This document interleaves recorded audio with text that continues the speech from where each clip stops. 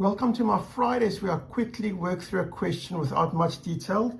This is the question of the day. Simplify x squared minus 2xy minus 3y squared, all divided by x squared minus 9y squared.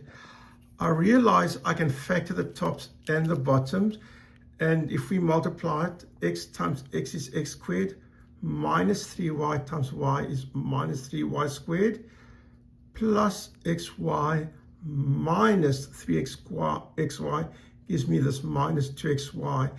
And seeing the minus in the middle here is what told me the minus should go with a bigger number in the two brackets.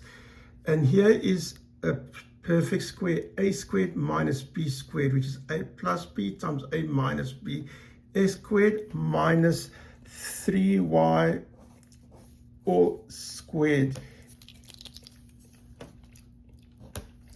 Okay, that's x plus 3y times x minus 3y. And what do we notice? These brackets are being multiplied.